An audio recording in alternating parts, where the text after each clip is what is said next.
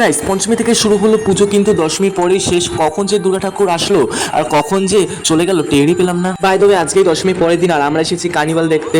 Guys তোমরা একটু বলো তো এই জায়গার নাম কি? আরে হ্যাঁ, তোমরা তো জানো এই জায়গাটার নাম হলো অশোকনগর 3 নম্বর 1-3 মোড়।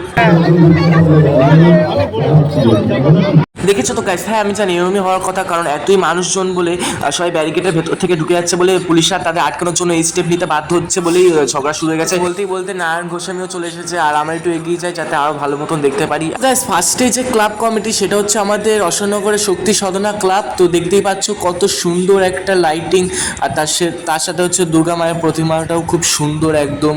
তো গাইস এরপর আরেকটা দুর্গা মায়ের প্রতিমা চলে এসেছে। এবার এটা কোন ক্লাব সেটা আমি বলতে পারছি না।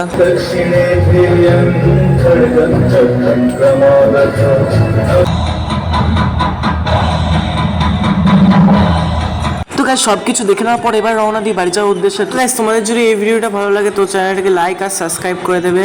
আর গাইস বলতেই না বলতে বৃষ্টি শুরু হয়ে গেছে, তো দেখতে পাচ্ছ। আর এখানে দুর্গা মায়ের প্রতিমা আরেকটা যে কার্নিভালে ছিল সে এখন দুর্গা ঠাকুর ঢাকছে, তো যাতে ভিজে না যায়। আর আমরা সুস্থ সামান্য মতো বাড়ি চলে এসেছি, তো চলো বাই।